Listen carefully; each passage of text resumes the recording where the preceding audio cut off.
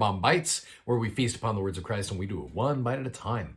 Yesterday, we introduced you to Sidney Rigdon and the 127 people who joined the church along with him, which basically now made it so there's more members of the church over in Ohio, which is why the Lord has said in section 37, I want you to gather to the Ohio. So he tells two different reasons why the early saints were to gather to Ohio. Now, the obvious reason at the outset seems like, look, you need some leadership there. We need people. There's now 127 members over there, which is more or less doubled what we have, like I said. And so you need people over there. And so there's going to be people called to go to the Ohio.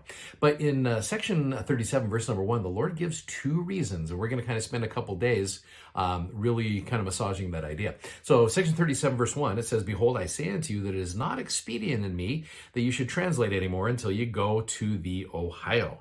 And this, 1, because of the enemy, and 2, for your sakes.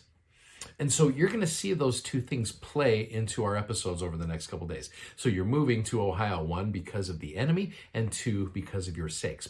So now with that in mind, you know what comes after section 37, because 37 is only 4 verses. You go over to section 38 of the Doctrine and Covenants. So you look at this is January 2nd of 1831, and there's a conference going on there. So this is 300 miles from where the church in Fayette, New York was. You go all the way. It's 300 miles. It's during a very difficult winter. This is December, January, 1830, 1831, right around that time period. So they're called to gather and go there. Not everybody is going over there, but they need some help and they need some leadership. Now, with all of that in mind, let me share with you this picture. And you're going to wonder what this picture has to do with anything. Well, you'll see. So this guy right here is Enoch. Okay, you go all the way back Old Testament times, we learn a little bit about Enoch from the Old Testament. We learn a lot about him from the Pearl of Great Price. In fact, during this time period, Joseph and Sidney, again, Sidney is a fairly new member of the church, but as you see here, as you look at Moses chapter 7,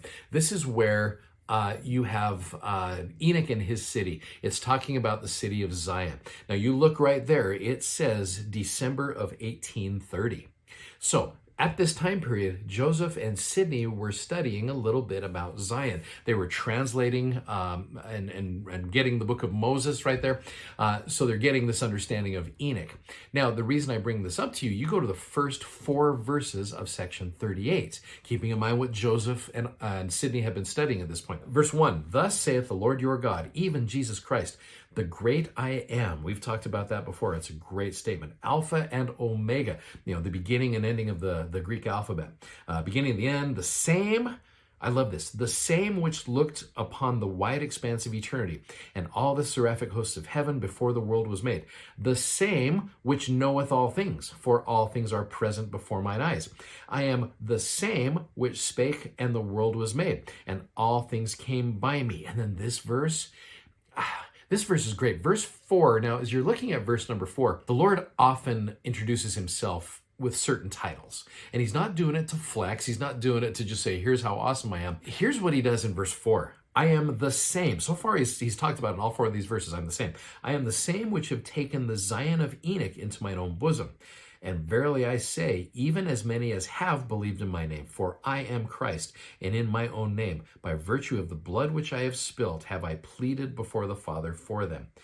And so you, again, put all this together here. This is January 2nd of 1831. Just right before that, Joseph and Sidney were studying about Zion. And when the Lord says, I am the same that took the Zion of Enoch into my own bosom, I don't think the Lord is just making conversation with these men. I think what he is saying is this is where the Lord is really kind of for the first, not really for the first time, but really tangibly saying, look, I want you to build Zion. And I did it with them, and I can do it for you as well.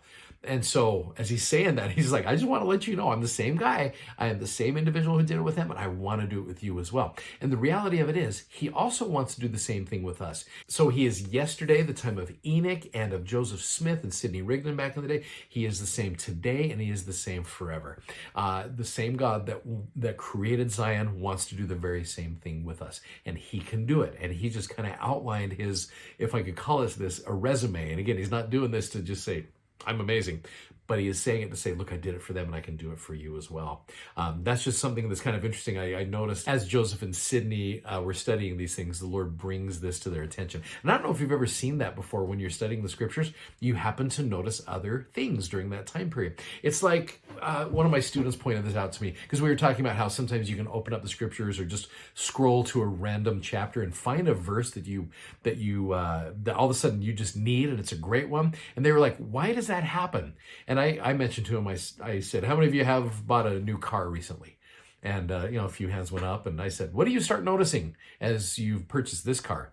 You start noticing that car around town even more. They've always been there, but you're starting to notice it a little bit more now. And maybe that's what the Lord is doing here for Joseph and Sydney. He's had them study about Zion, and now he's like, look, I want to bring up this to you as we're doing this. One of the things of Sydney's congregation is they really were New Testament seekers of Zion. And so this is a topic to Sydney that is very relevant to him as well. So anyway, I love how the Lord shows us those things. When our minds are focused on them, he will teach us a little bit more. I know that's true. Hey, thanks for watching. Thanks for subscribing, and thanks for sharing. We will talk more about this idea of Zion tomorrow. Thanks, guys. Godspeed, and we'll see you tomorrow. Bye-bye.